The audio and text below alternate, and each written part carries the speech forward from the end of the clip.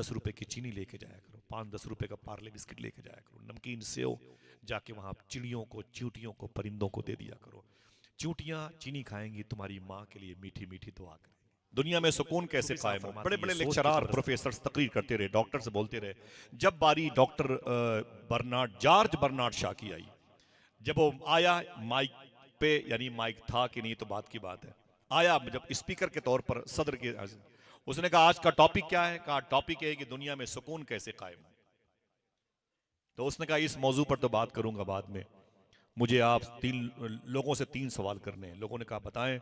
तो George Bernard Shaw ने कहा था जल्दी बताएं कि दुनिया में सबसे अजीम इंसान कौन है? वो ईसाई था। दुनिया में सबसे अजीम इंसान कौन है? तो बर्नार्ड शाह के सवाल का जवाब नहीं मिला, तो उसने कहा मैं बताऊं? लोगों ने जी बोस आप बताएं, दिल कहे तो सुभान अल्लाह कहना। उसने कहा सबसे अजीम इंसान को आमीना का लाल कहते हैं। वो ईसाई था। अब ये कहना कि जादू वो जो सर चढ़ के बोले, ये जादू नहीं हकीकत है। हाँ? ये जादू नहीं हकीकत है। उसने कहा सबसे अजीम इंसान अगर जमीन पर कोई आया तो फिर वो आया जिसे वजह तख्लीक कायनात कहते हैं, जिसे कायनात की डिलीवरी का सबब कहते हैं। तो फिर उसने दूसरा सवाल किया, जल्दी बताओ कि सबसे अजीम किताब जमीन पर कौन है? सबसे अजीम किताब जमीन पर कौन है? लोग खामोश थे। उसने कहा मैं बताऊं? का बोस आप बताएं। दिल कहे तो सुभान अल्लाह कहना। उसने कहा सबसे अजीम किताब अगर जमीन पर कोई है तो वो कुरान शरीफ है। कोई फिर से बोले। उसने फिर एक सवाल किया, अच्छा ये बताओ कि दुनिया में सबसे अजीम धर्म और मजहब कौन सा है? उसने पूछा तो वही जाहिर सी बात है, बड़े बड़े वहां लादीनियत के शिकार बैठे थे, वो कुछ भी बोल सकते थे। बोले नहीं आप बताएं। उसने कहा मैं बताऊं, सबसे अजीम धर्म अगर कोई है तो इस्लाम है। सबसे बेहतर दीन, ऊंची बोले, इस्लाम है। अगर मेरा कोई हिंदू भाई बैठा हो तो बैठा है, सुने मेरी बात को, सबसे बेहतर दीन इस्लाम है। तो जब उसने ये बात कही ना, तो फिर एक तमाचा मारा उसने। तसव्वुर में वो तमाचा मेरे चेहरे पर लगा, निशाने आज तक बाकी है। उसने मालूम क्या कहा? दुनिया की सबसे अजीम किताब कुरान, सबसे अजीम इंसान अल्लाह के रसूल, सबसे अजीम मजहब इस्लाम, लेकिन सबसे ज्यादा थर्ड क्लास की गिरी हुई जलील कौम अगर कोई है तो मुसलमानों की है। ये भी रिकॉर्ड हो गया, आपके सामने रिकॉर्ड हुआ है, कोई झूठला नहीं सकता। मैं एविल और कंपोज खा के नहीं बैठा हूं। मैं कहूं कि मैं नशे में था, बोल गया, फिर रिवर्स करता हूं। उसने कहा सबसे जलील कौम अगर कोई जमीन पर है मुसलमानों की है। पूछा गया कौम जलील कैसे हो गई? उसका धर्म अच्छा, उसका नबी अच्छा, उसकी किताब अच्छी। तो उसने कहा इतना प्यारा दीन, इतनी प्यारी किताब, इतना अजीम इंसान आमीना का लाल, इतना अच्छा धर्म इस्लाम पा कर के भी आज तक इस कौम ने उसकी अहमियत को नहीं समझा। इससे बदतर कौम कौन होगी? बोले जो कौम 2 रकात नमाज पढ़ने के लिए जुमा के दिन बमुश्किल टाइम निकाले, उस कौम से द बदतर कौम कौन होगी? जिसने अपनी सारी जिंदगी लगा दी दुनिया कमाने के चक्कर में, दुनिया ने ठोकर मार दी, आज वो 2x6 की कब्र में पड़ा हुआ है और 3 महीने के बाद के मुर्दे उस जमीन को भी छीन ले रहे हैं। इससे बड़ा पागलपन और कुछ होगा? उसने कहा सबसे बेहतर दीन अगर कोई है तो इस्लाम है। कहा जल्दी बताओ कि टॉपिक क्या है? तो लोगों ने कहा आज के इस सेमिनार का टॉपिक है दुनिया में सुकून कैसे कायम। मेरी बहनों सुनना गौर से, अपने घरों में हो या कि इस कैंपस में सुनना। कहा सबसे अहम आज का मुद्दा टॉपिक क्या है? तो दुनिया में सुकून कैसे कायम हो। उसने कहा 1 कप चाय लाई जाए। बर्नार्ड शाह ने कहा 1 कप चाय टेबल पे लाके रखी गई। उसने कहा चाय लाने वाले से, ये चाय कब तक गर्म रहेगी? तो उसने कहा 5-7 मिनट तक ये चाय गर्म रहेगी, उसके बाद ये चाय ठंडी हो जाएगी। सीने पर हाथ रख के बोलना सुभान अल्लाह। उसने क्या कहा था? टॉपिक क्या है? कहा टॉपिक है कि दुनिया में सुकून कैसे कायम हो। जॉर्ज बर्नार्ड शाह ने कहा था खुदा की कसम, जितनी देर तक ये चाय गर्म रहेगी, अगर इतनी ही देर तक के लिए दोबारा आमीना का लाल जमीन पर वापस आ जाए तो दुनिया में सुकून कायम हो जाए। समझ रहे हैं आप? हुजूर के बारे में ये नजरिया ईसाइयों का है, हुजूर के बारे में नजरिया यहूदियों का है, हुजूर के बारे में नजरिया गैरों का है। आज मुस्लिम लड़कियां खिंजीर का गोश्त खाने वालों के साथ रातें गुजारती हैं। मुसलमानों के बच्चे जिनकी जबान पर दरूद के नगमे होने चाहिए, शराब खानों की लाइन में लगे हुए, वो क्या अपनी नस्लों को इस्लाम दे के जाएंगे? सबसे बेहतर दीन इस्लाम है। क्या ये तलवार के दल पे फैला? ये अपनी ताकत व कुव्वत के दम पे फैला?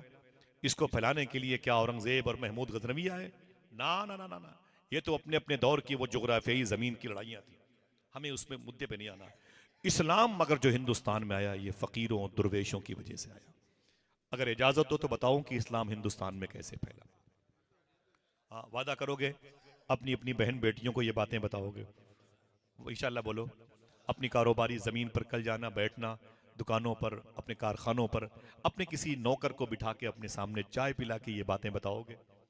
चिराग से चिराग जलाओ, कहाँ रोज़ जलसे होते हैं, कहाँ हर घर में जलसे होते हैं। इसी तकरीबन 12,500-1,300 साल पहले हिंदुस्तान का मालाबार का इलाका है, केरला का इलाका है, जहाँ साहिली इलाका है, समुंदरी लहरें एक कश्ती को लेकर के साहिली किनारे आ गई। उसमें से उतरने वाले मुसाफिर अरब शरीफ के थे। निकले और फिर लहरों से मस होने वाले पानी से वजू किया और रेत को पिच को बराबर किया और अजान दी और नमाज पढ़ने लगे। उनकी अजान की आवाज़ आई तो हिंदू मजहब के लोग, हिंदू भाइयों की जमात बिजनेसमैन की उनके करीब आ गई और जैसे ही नमाज मुकम्मल की, बोले आप लोग कहाँ से आए हैं? बोले हम लोग अरब शरीफ के व्यापारी हैं। क्या करने आए हैं? कहा ये कपड़े बेचने के लिए हिंद में आए हैं। तो कहा अच्छा ये बताओ कि उसके बाद? कहा कपड़े बिकेंगे तो यहाँ से गरम मसाला लेके हम हिंदुस्तान से अरब शरीफ जाएंगे और वहाँ से गरम मसाला हम यूरोप की तरफ सप्लाई करेंगे, ऐसे हमारे बिजनेस चलेंगे। कहा अभी आप क्या कर रहे थे? कहा अपने मालिक की परस्तिश, अपने मालिक को याद कर रहे थे। कहा जल्दी बताएं कि ये जो आप कपड़े लेकर के आए हैं गट्ठर में इनकी कीमतें क्या है? तो हिंदुस्तान आने वाले अरब शरीफ के मुसलमान बिजनेसमैन ने क्या कहा? हर गट्ठर में एक एक सिंपल के तौर पर कपड़े का एक पीस सिंपल बाहर है, उस पर लिखा हुआ है कि ये कॉटन का है, पॉलिस्टर का है, टेरिकाट का है कि मखमल का है, और उस पर उसकी कीमत लिखी हुई है। मिसाल के तौर पर ये 1 रुपये मीटर, ये 2 रुपये, ये 3 रुपये, ये 4 रुपये, 5 रुपये। हिंदुस्तान के हिंदू मजहब के लोगों ने उसे देखना शुरू किया और आगे बढ़ते रहे, आगे बढ़ते रहे, आगे बढ़ते रहे। बढ़ते बढ़ते एक कपड़े का गट्ठर, उसमें एक सिंपल बड़ा खूबसूरत था, मखमल का था, उसे उठाया। बोले अरे अरब से आने वालों, ये कपड़ा बड़ा कीमती लग रहा है, इसकी कीमत क्या है? सुनना गौर से, यही कहानी का मेन पॉइंट है, इसकी कीमत क्या है? तो मुसलमानों ने कहा ये सबसे सस्ता कपड़ा है। जिसे सबसे महंगा होना चाहिए उसके बारे में कहा ये सबसे सस्ता कपड़ा है, ये सबसे सस्ता कपड़ा है, ये सबसे सस्ता कपड़ा है। इतना सुनना था कि हिंदुस्तान के हिंदू मजहब के व्यापारियों ने कहा कि भाई ये तो सबसे महंगा होना चाहिए, इसे सस्ता क्यों बता रहे हैं? तो अरब शरीफ से आने वालों ने क्या कहा? सोचना, बात यह है कि पूरे गट्ठर में 1 फीट कपड़ा खराब लिपटा हुआ है, पूरे गट्ठर में 1 फीट कपड़ा खराब लिपटा हुआ है, इसीलिए सस्ती कीमत के साथ इसे बेचा जाएगा। कोई बोलेगा नहीं। हिंदुस्तान के हिंदू मजहब के व्यापारियों ने क्या कहा? अपने ऐब को छुपाकर माल बेचना मुझको आता है, अपने ऐब को छुपाकर माल बेचना मुझको आता है। अपने ऐब को बताकर माल बेचने का तरीका तुम्हें किसने सिखा दिया? फिर रिवर्स करूं, अपने ऐब को छुपाकर माल बेचने का हुनर मुझको आता है। हाँ, पपीते के बीज को काली मिर्च में मिला दिया।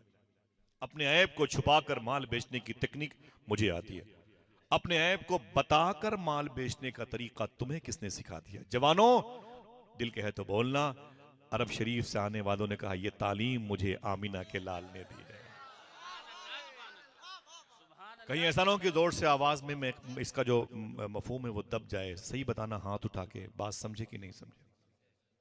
बोले भाई समझ गए क्या कहा? मुझे ये तालीम आमिना के लाल ने दी है, मुझे ये तालीम हमारे आका करीम ने दी है। हिंदू मजहब के लोगों ने कहा आप में से कौन है वो? कौन है? क्या नाम? बोले मोहम्मद रसूलुल्लाह सल्लल्लाहु अलैहि वसल्लम। बोले वो कौन है? वो रोने लगे। बोले कैसी बातें करते हो? बोले वो मदीने शरीफ में। बोले वो क्यों नहीं आए? तो फिर उनकी आंखों में आंसू आ गए। बोले हुजूर का तो विसाल हो चुका है, हुजूर तो दुनिया से तशरीफ ले गए, कैसी बातें करते हो? तो बोले अब उनका देहांत हो चुका है, उनकी डेथ हो चुकी है, उनका जाहिरी इंतकाल हो चुका है। बोले हाँ। तो हिंदू मजहब के लोगों ने क्या कहा? सुनना, यही पे ये वाकया खत्म हो रहा है। बोले अजीब बात है, अजीब बात, एक ऐसे शख्स को तुम फॉलो करते हो जिसका दुनिया से इंतकाल हो चुका है, जो दुनिया से चला गया। कहाँ है वो? बोले वो मदीने शरीफ की मुबारक चादर शरीफ की मिट्टी को ओढ़ करके आराम कर रहे हैं, आराम कर रहे हैं। बोले कैसे शख्स को तुम फॉलो करते हो जो दुनिया में नहीं है? ये कौन सा सिस्टम है? तो आने वालों ने क्या कहा?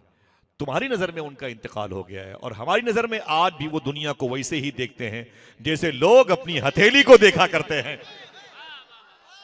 हमें ये नहीं खबर कि हुजूर कहां है, हुजूर को खबर है कि हम कहां हैं। जो कहता है हुजूर ये नहीं जानते, हुजूर ये नहीं जानते, सूफी सुल्तान में कहते हैं उससे कह दो तेरे इस ना जानने को भी हुजूर जानते हैं।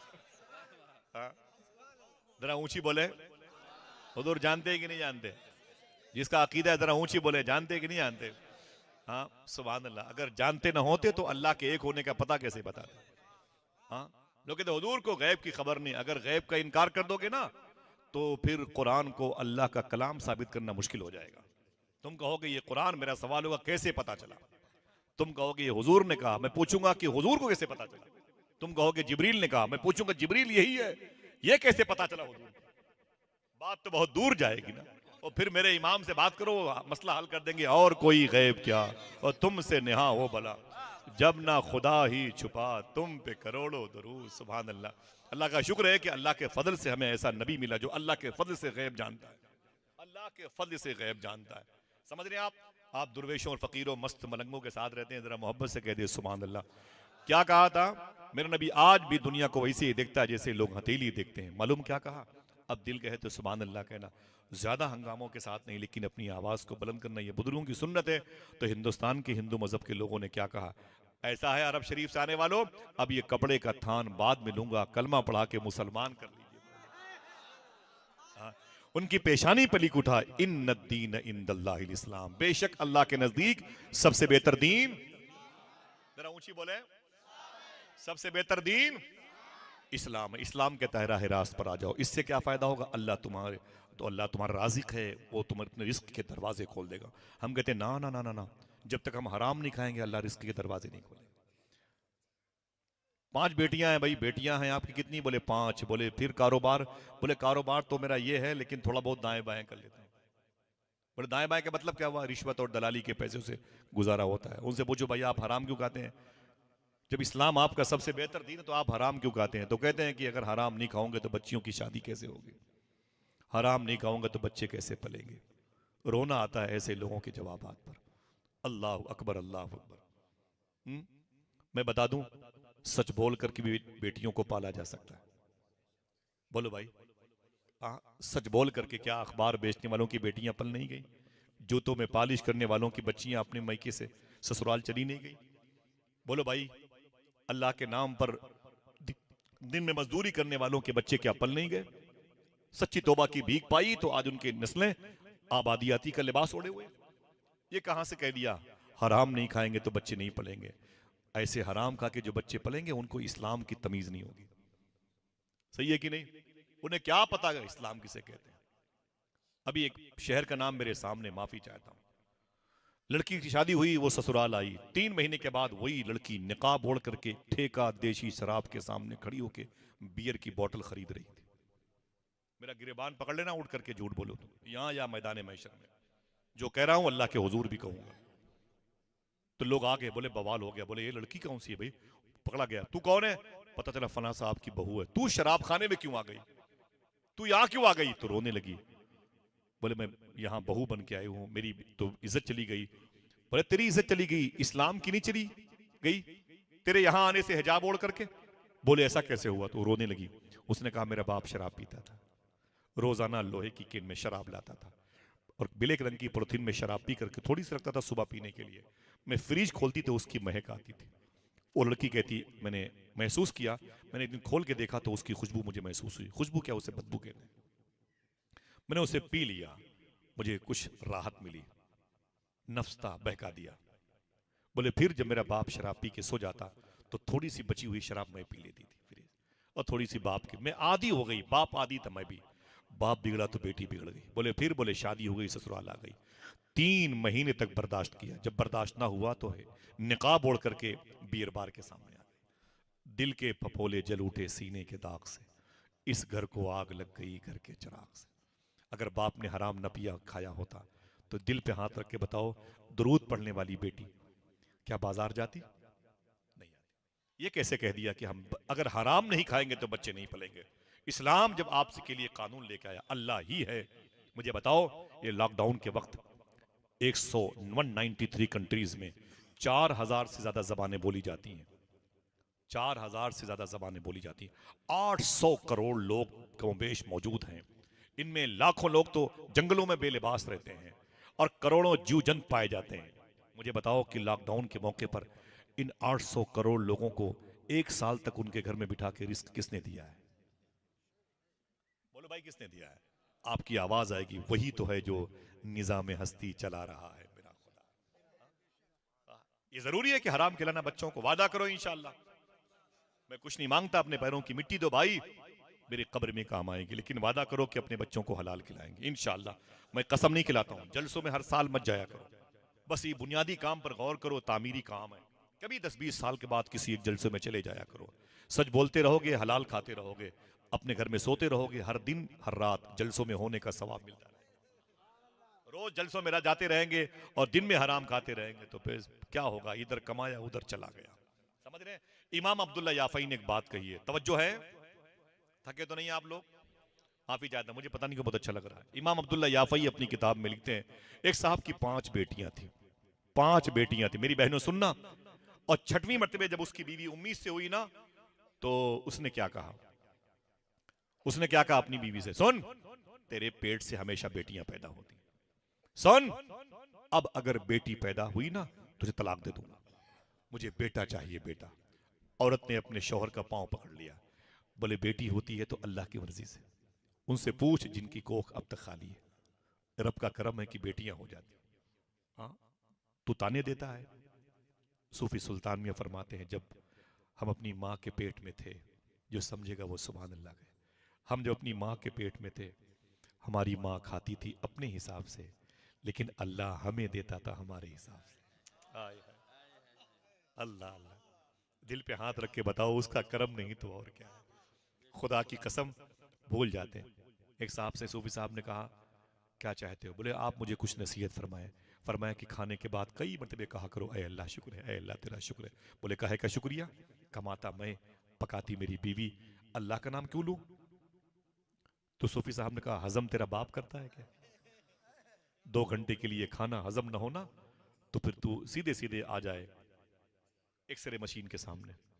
फरमाते हैं सूफी साहब, मैं अपनी माँ के पेट में था, मेरी माँ खाती थी अपने हिसाब से, अल्लाह हमें देता था हमारे हिसाब से। जरा हाथों को उठा के बोलो, ऐ अल्लाह तेरा शुक्र है। फिर से बोलो, ऐ अल्लाह तेरा शुक्र है। बड़ी बात है, अल्लाह को की बारगाह में शाकिर रहा करो। अभी मेरा टॉपिक नहीं है, वरना कभी किसी मौके पर बात करूंगा आप सबके कदमों में बैठ करके इंशाअल्लाह। सूफी साहब कहते हैं, जिस माँ के पेट में 8 और 10 mm की पथरी होती है, माँ तड़पती है तो पूरा खानदान रोता है। उसी माँ के पेट में 2.5 किलो का बच्चा 9 महीने तक जिंदा कैसे रहा? पैदा हुआ तो माँ भी मुस्कुराती रही, बेटा भी मुस्कुराता रहा। ये क्या है? बोले कहना पड़ेगा, वही तो है जो निजाम हस्ती चला रहा है। मेरा खुदा, लॉकडाउन में समझ नहीं आया खुदा के?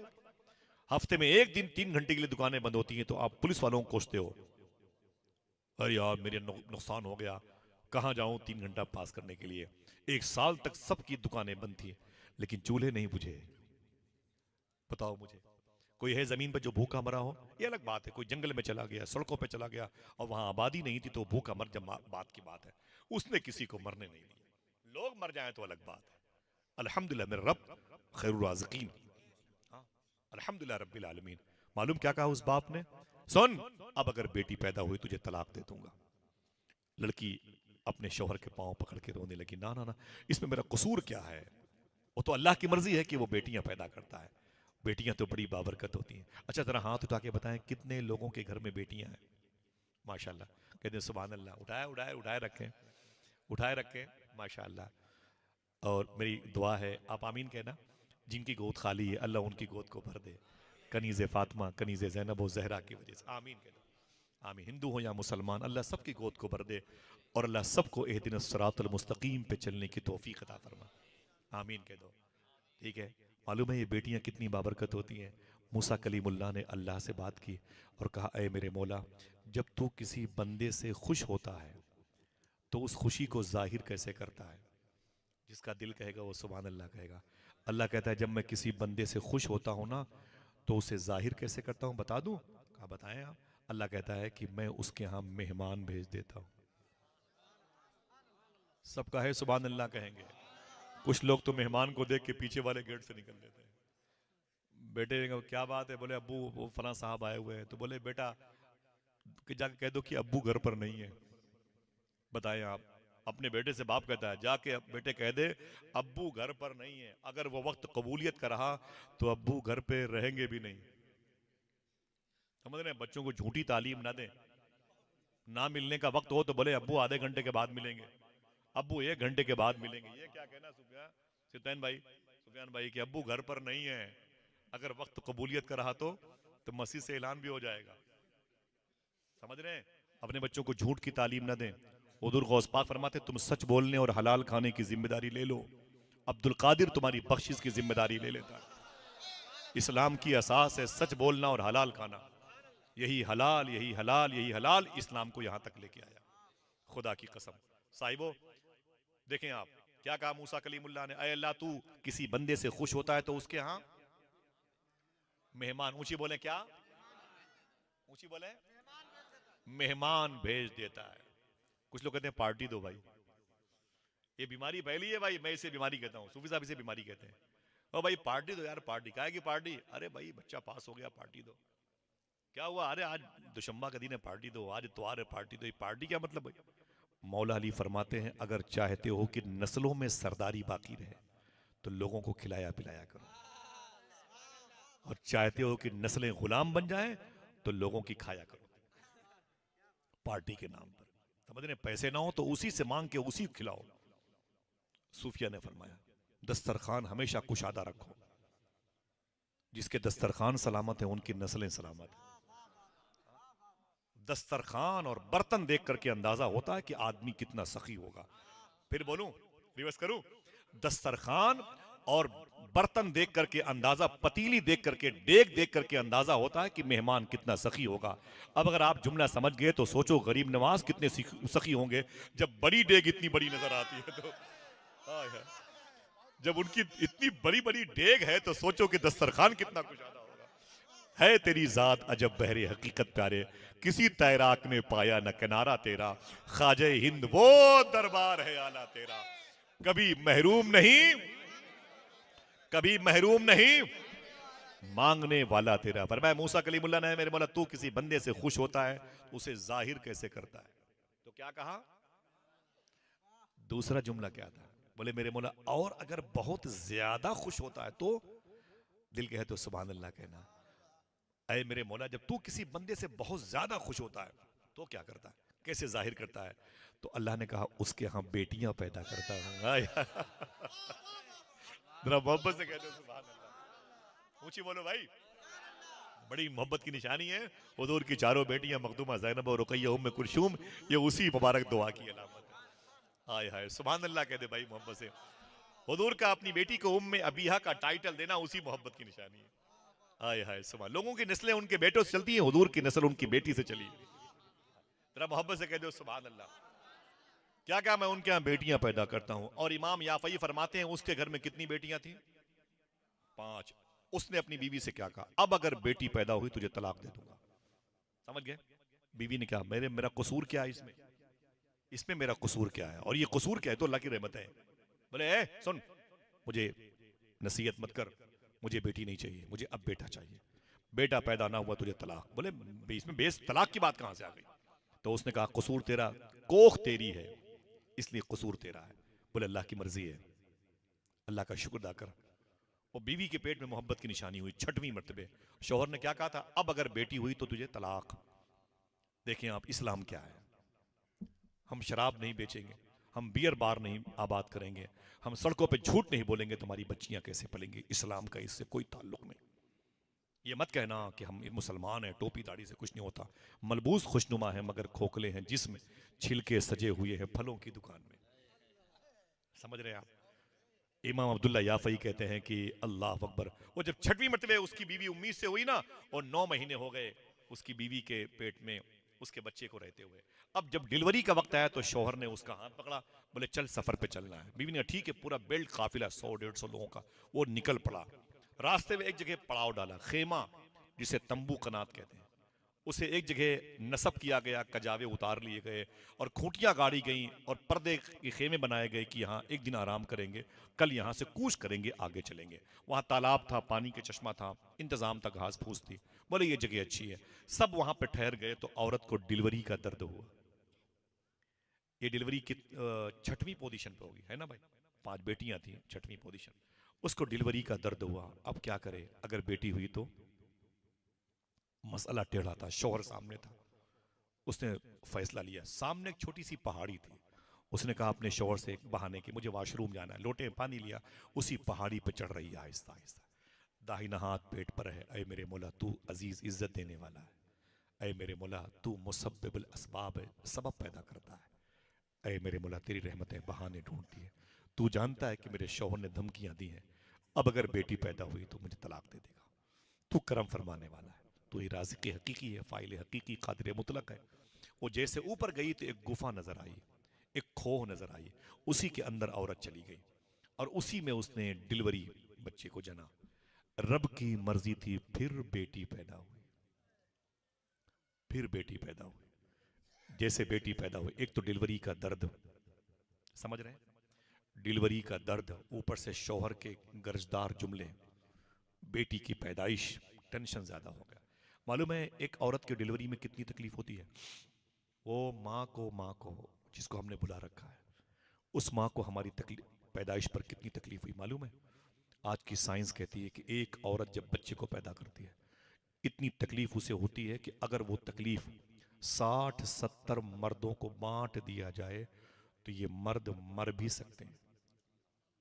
समझ रहे हैं? वो जिस माँ को हमने ठोकर मार रखी, जिस माँ को हम शहरों में आके भूल चुके हैं। आज आप शहर में रहते हो और तुम्हारी माँ तुम्हारे कुर्ते को, तुम्हारे शर्ट को तकिए के नीचे रख के सोती है। तुम्हारी टूटी हुई चप्पलों को तुम्हारी माँ कभी अपने घर से नहीं फेंकती है। समझ रहे हैं आप? अल्लाह अकबर। महबूब इलाही फरमाते हैं, जब तक मेरी माँ जिंदा थी मेरा कोई काम रुका नहीं, मेरी माँ के इंतकाल के बाद भी मेरा कोई काम रुका नहीं। किसी ने पूछा माँ के इंतकाल के बाद कैसे पूरा होता था? आप फरमाते मैं उसकी कब्र पे जाता था अपनी माँ की, और मैं ऊपर बैठ के दुआ करता था। मेरी माँ कब्र के नीचे आमीन कहती थी, मेरा काम हो जाता था। साहिबो अपनी माँ से मोहब्बत करोगे इंशाल्लाह। अगर माँ शहर में नहीं है, देहात में है, तो उसकी खैर खैरियत ले लिया करो। अल्लाह के रसूल ने क्या कहा मालूम है? जब ये माहें चली जाती है दुनिया से तो एहसास होता है। आज मैं जलसे में चाहे रात के 2 बजे 3 बजे जाऊं, मैं अपनी माँ की, अपने अब्बू की कब्रिस्तान ज़रूर जाता हूँ 80%। चाहे सर्दी हो, कोहरे का असर हो, गर्मी हो, बारिश हो, पूरी कोशिश अल्लाह की तौफीक से करता हूँ। मैं अपनी माँ की कब्र पे जाता हूँ, अपनी टोपी अपनी माँ की कब्र पे बैठ के कहता हूँ, मेरी माँ मैं सफ़र से आ रहा हूँ, तेरी वजह से मैं खैरियत से गया था और खैरियत से आ गया। इकबाल दानिश इलाहाबादी ने कहा था, साथ लेता जा सफ़र में काम आएगा तेरे, माँ का एक लफ्ज़ दुआ मुश्किल कुशा हो जाएगा। अफसोस है कि शहर की नरंगियों ने हमें अपनी माँ से दूर कर दिया है। अल्लाह के रसूल ने क्या कहा था? काश मेरी माँ जिंदा होती और मैं इशा की नमाज पढ़ा रहा होता। फिर जुमला सुने हुजूर का, काश मेरी माँ जिंदा होती और मैं इशा की नमाज पढ़ा रहा होता और मेरी माँ मस्जिद नबी शरीफ के तीसरी सफ के बाएं तरफ बाब आयशा। हुजूर फरमाते काश मेरी माँ जिंदा होती और मैं इशा की नमाज पढ़ा रहा होता और मेरी माँ इस दरवाजे पर खड़ी होकर बोलती बेटे मोहम्मद इधर आओ, तो मेरे आका फरमाते हैं मैं नियत तोड़ करके अपनी माँ से लिपट जाता। लोग अपनी माँ को गालियां देते, अपनी माँ से बात नहीं करते, अपनी बेटियों की शादी में अपनी माँ को पूछते भी नहीं। अफसोस की बात है कि नहीं। मेरा टॉपिक ये नहीं है, लेकिन वादा करो कि अपनी माँ की दुआएं हासिल करेंगे। शायर ने कहा था, अय ज़िया माँ बाप के साए की ना कदरी न कर, धूप काटेगी बहुत जब ये शजर गिर जाएगा। माँ माँ होती है, माँ माँ होती है। हाँ? आप शहर चले आते हो, माँ उसी पुरानी झोपड़ी में रहती है।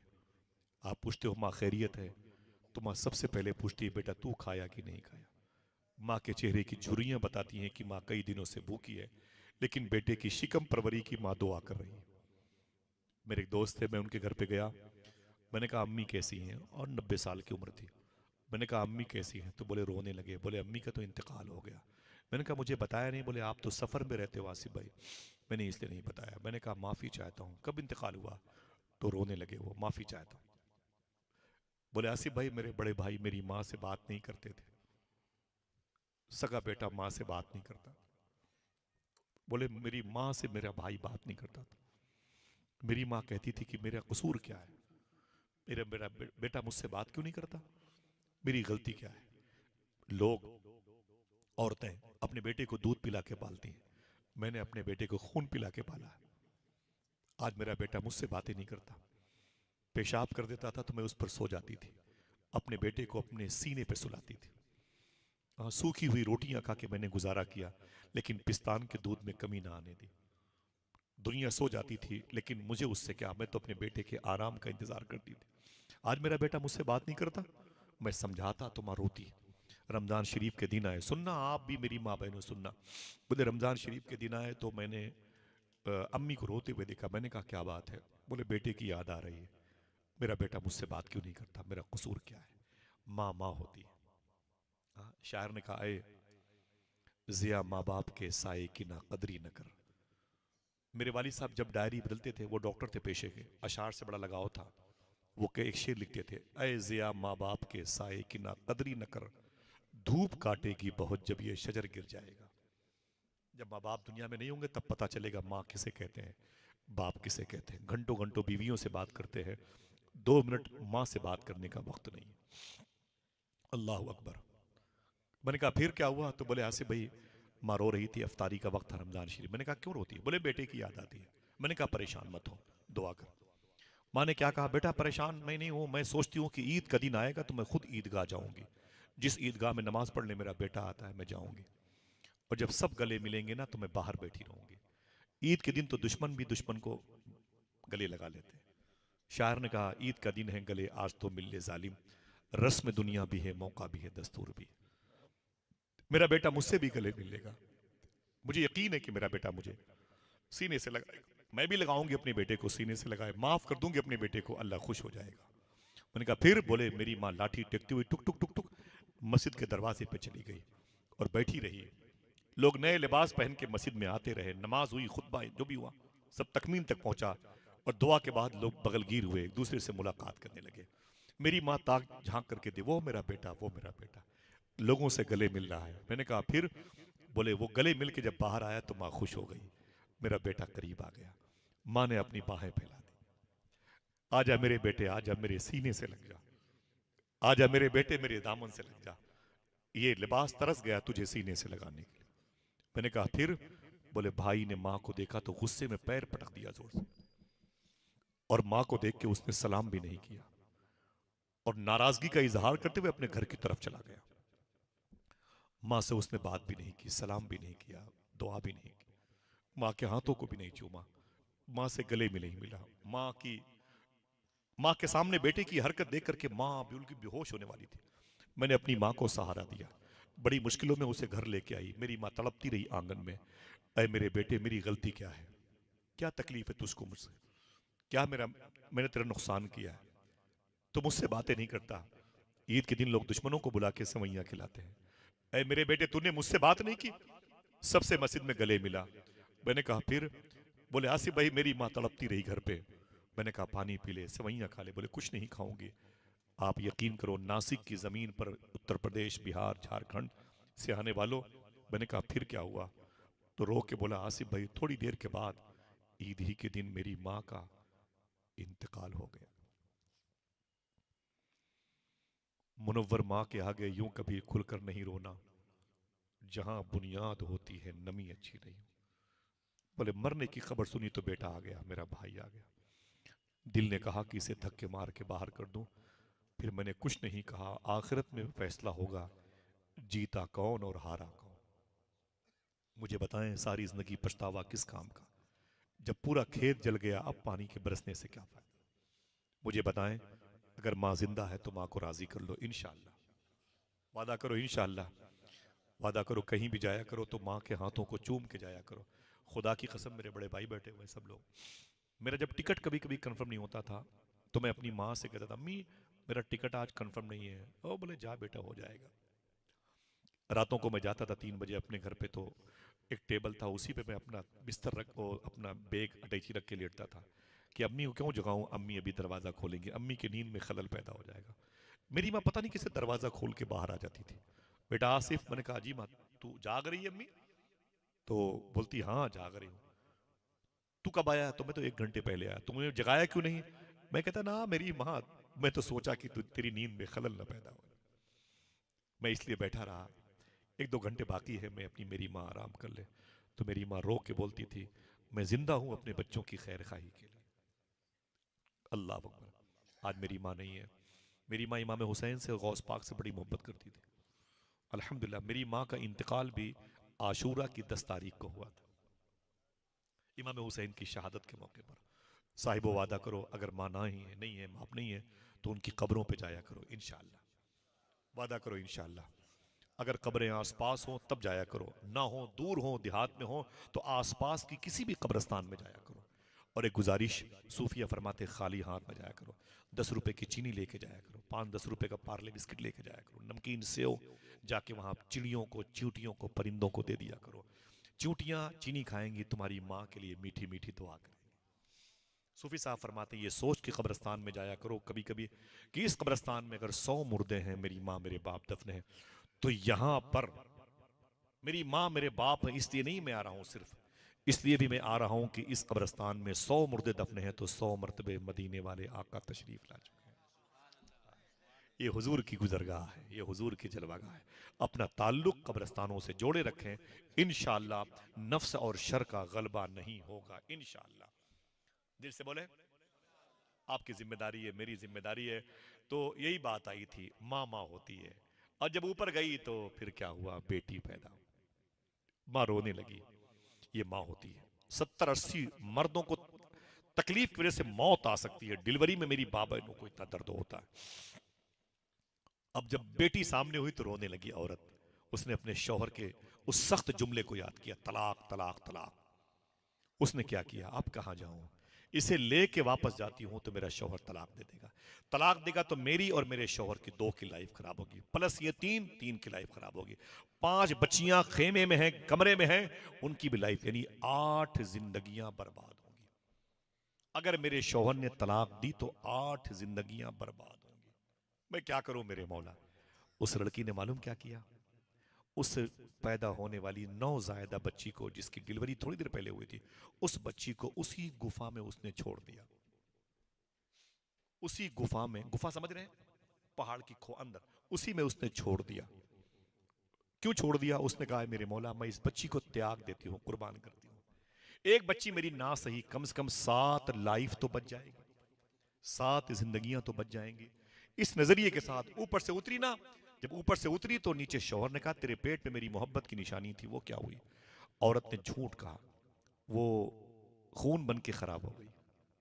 कहा कोई बात नहीं, अच्छा हुआ खराब हो गई, अगर बेटी पैदा होती तुझे तलाक दे देता।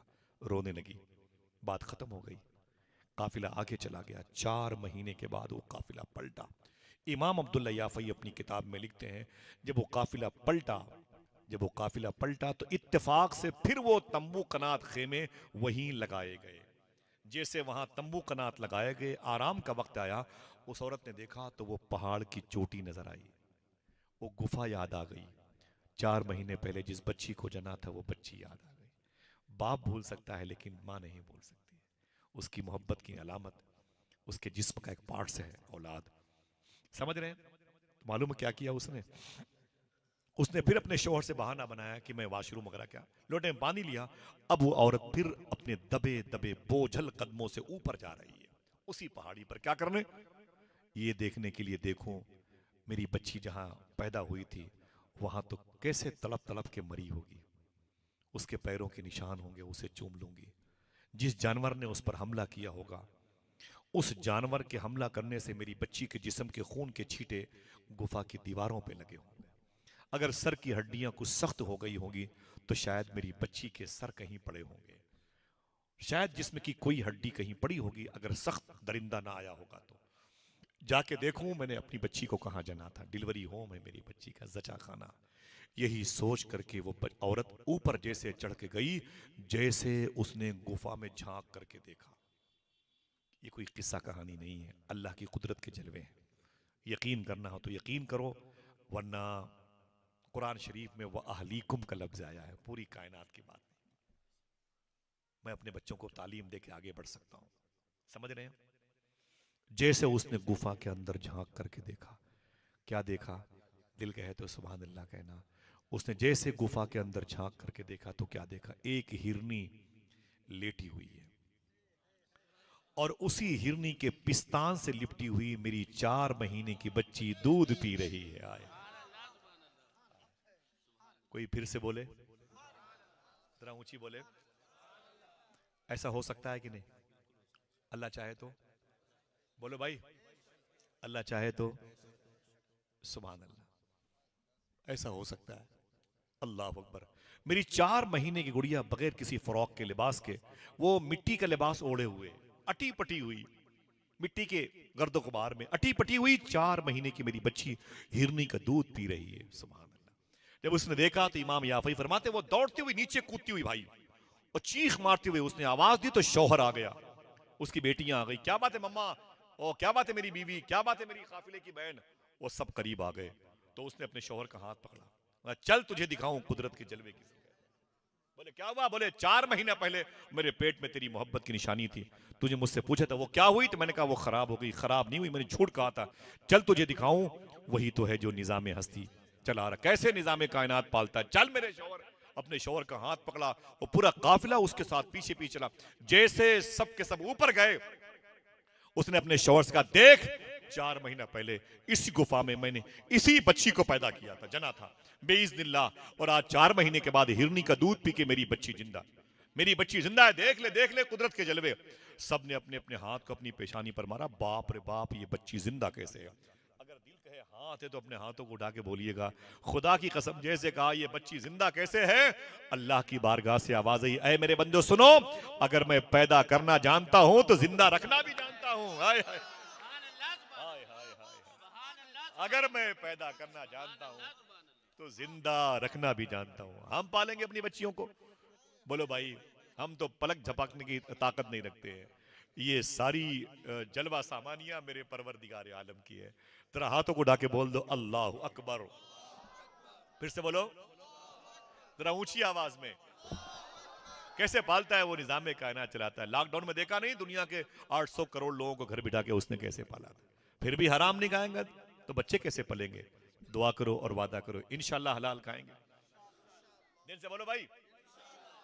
ये लड़के और लड़कियों का आवारापन, यूट्यूब की दुनिया में चले जाएं, घंटों घंटों नींद नहीं आएगी, खाना बाहर आ जाएगा, आपको इतनी तकलीफ होगी। ये लड़कियां, ये लड़के, हाँ ये कैसे बहक गए? पता चला कि सूफी साहब से मैंने पूछा ये इनके बहकने की वजह से इसका इलाज क्या है?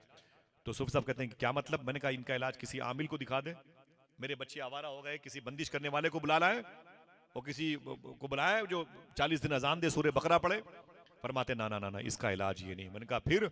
बोले इसका इलाज है जब बच्चे बच्चियां आवारा हो जाएं तो सबसे पहले दस्तरखान पर गौर करो, कहीं से कोई हराम लुकमा तो नहीं आ रहा, कहीं से कहीं हराम लुकमा तो नहीं आ रहा। अगर आ गया तो इस्लाम बाहर चला जाएगा। हराम लुकमा अंदर गया कि बच्चे माँ बाप का बेअदब, कुरान का बेअदब, इमाम की तौहीन, कुरान की तौहीन, अजान की आवाज पर कमेंट्स, इमाम के जुब्बे पर तौहीन, और फिर बुजुर्ग लोग, बूढ़े लोग लाठी लेके जाएंगे मस्जिद में, लाठियां गायब होंगी, निकलेंगे तो पत्थर बरसाया जाएगा, मस्जिद के इस्तिंजा खाने के लोटे गायब कर दिए जाएंगे, उनके हार्न गायब कर। कभी देखा आपने किसी मस्जिद में कुरान शरीफ भी गायब हुआ हो, पंसूरा भी गायब हुआ हो, रेहल गायब हुई? जब देखो तब।